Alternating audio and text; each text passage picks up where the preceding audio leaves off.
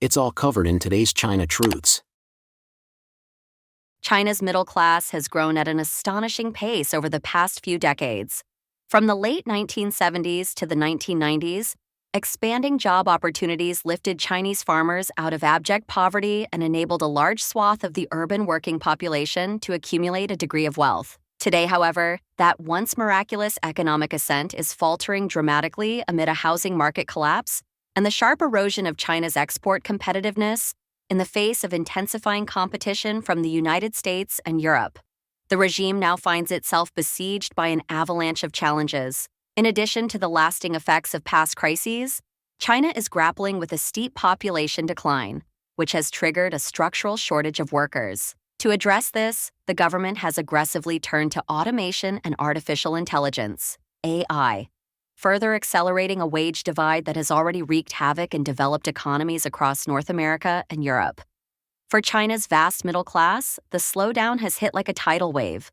The economy is stagnating and living standards are deteriorating. Exports have barely budged over the past 5 years due to relentless tariffs and escalating trade barriers from the West. Meanwhile, many U.S., European, and Japanese companies have begun decoupling from Chinese supply chains, striking another heavy blow to China's economic engine.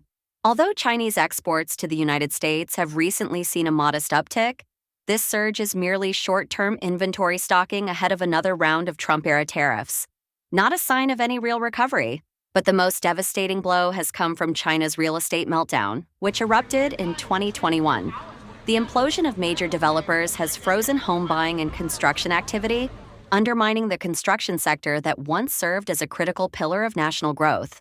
The crash has decimated property values, gutting personal wealth and throwing millions into financial limbo.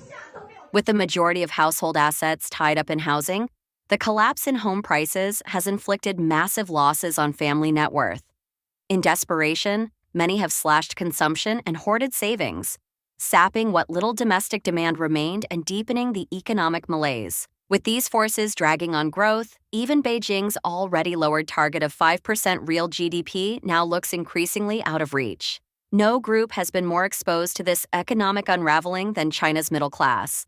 Once the proud symbol of the nation's rise, they are now being squeezed hard. Wage growth, once a reliable ladder to prosperity, has slowed dramatically. From 9% in 2018 to a paltry 4 to 5% in recent years. Bonuses have plunged, falling nearly 18% year on year. In 2024, income tax revenues in Beijing dropped 16%, reflecting both falling incomes and eroding job security.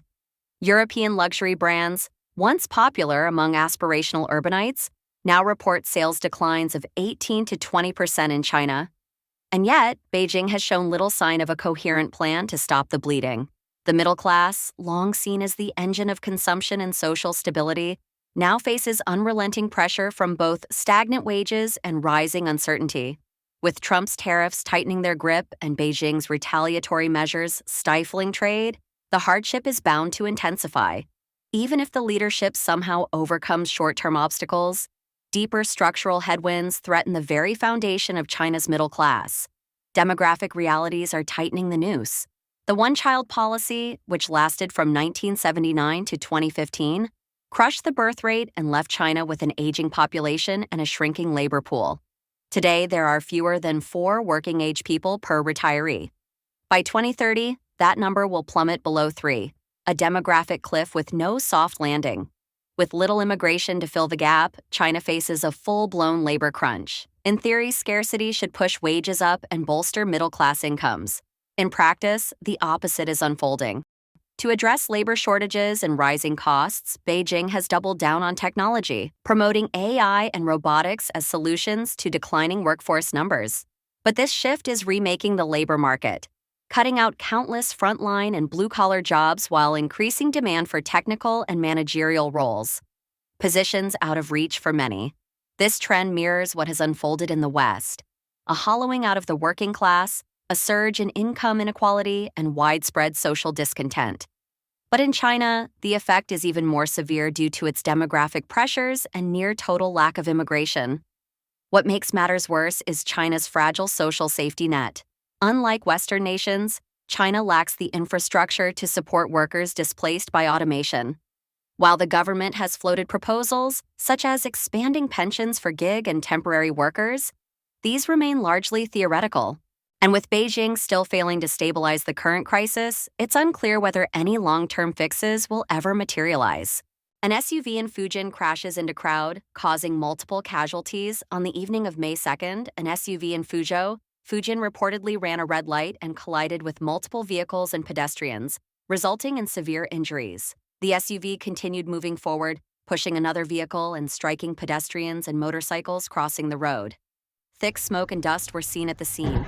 Reports indicate that information related to the incident has since been restricted on Weibo. A netizen named Wu Wang Wu Di posted several videos showing the SUV speeding into vehicles waiting at a red light and pedestrians at Wuyi Square. The footage captured a chaotic and tragic scene. Some speculated about the cause of the incident, though no official explanation beyond improper control has been confirmed. A witness, Mr. B, told media that he was waiting at the intersection when the incident occurred. "I was terrified," he said. According to Mr. B, law enforcement quickly arrived at the scene, blocked the road, evacuated bystanders, and asked those recording videos to delete them. According to Lianhe Zhaobao, the Traffic Police Department of the Fuzhou City Public Security Bureau reported that at around 6:50 p.m., a vehicle struck another car and a passing electric bicycle, resulting in multiple injuries. 2 people died after medical treatment failed, while others are being treated. The driver has been detained, and the case is under investigation. Reports and social media posts related to the incident have been removed from platforms such as Weibo, Douyin, and Xiaohongshu. This has led to public concern and online discussions about the availability and transparency of information surrounding the crash. Apple. Most iPhones sold in the U.S. will no longer be made in China.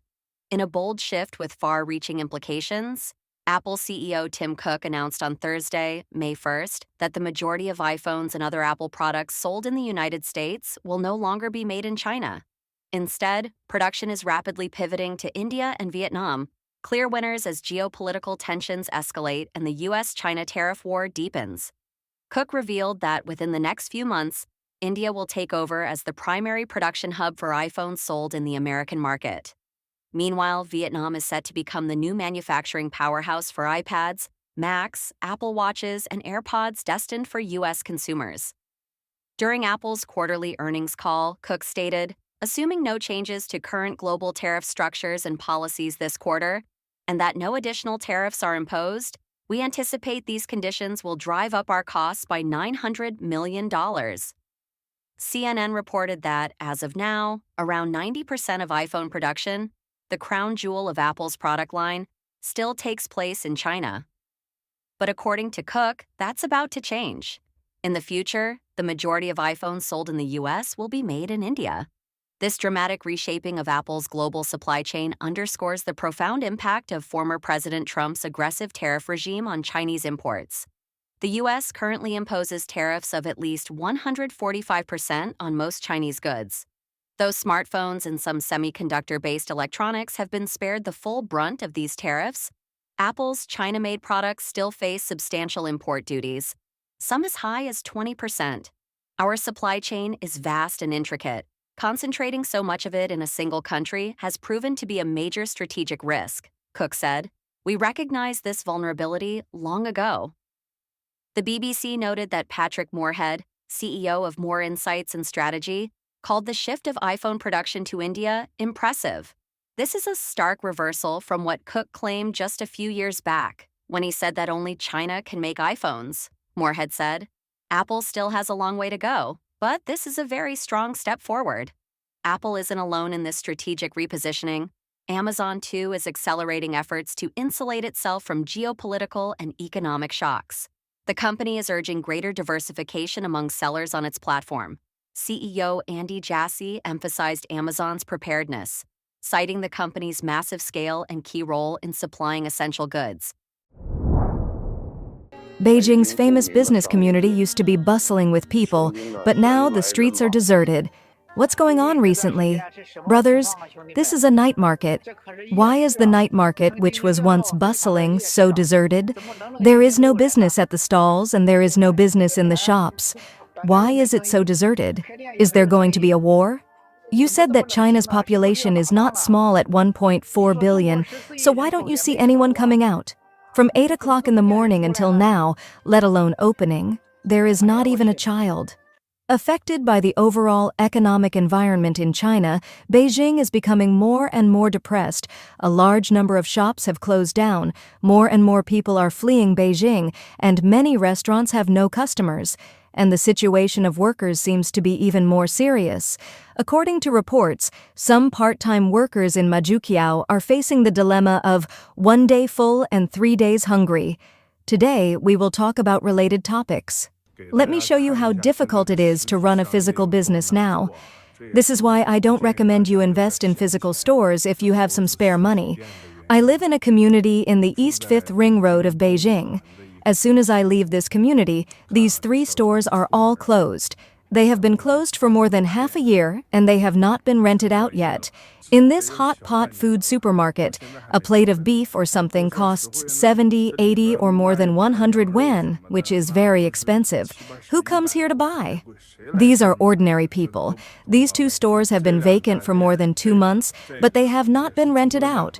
The location is very good next to the community entrance.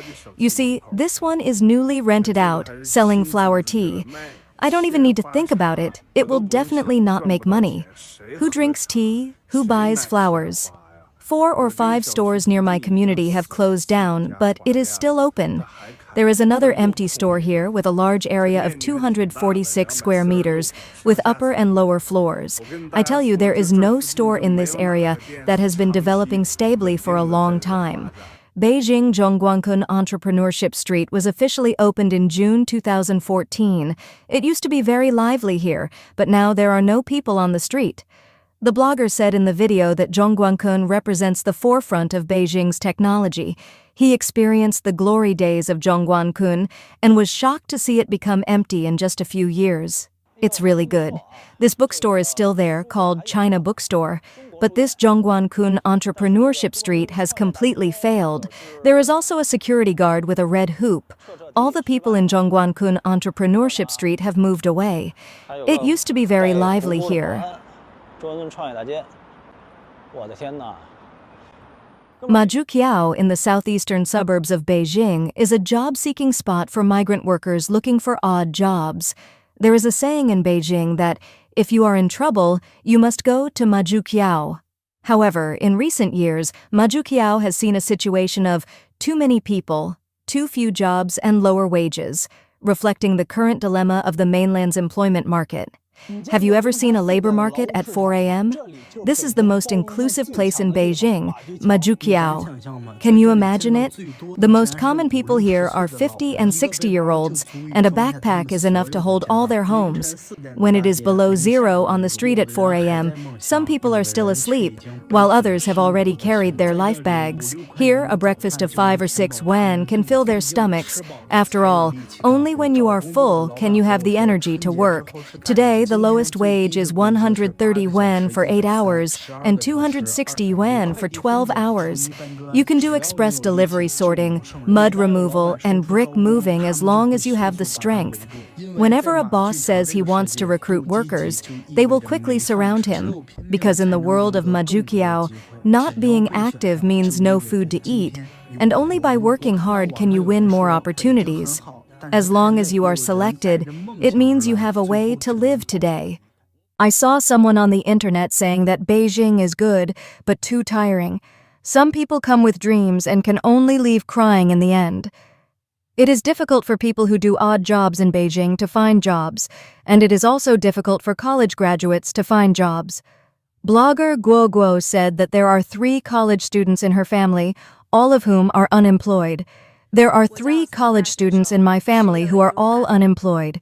I'm looking for a job in Tianjin, my sister is looking for a job in Zhengzhou, and my brother is looking for a job in our hometown. I worked in Beijing for 5 years before moving to Tianjin. I came to Tianjin for the postgraduate entrance examination last year. I started looking for a job in February this year, but I haven't found one yet. Please share your thoughts in the comments section below. We will keep reporting on the COVID surge in China, so don't forget to subscribe to our channel and turn on the notification bell to get the latest videos. and thank you for tuning in.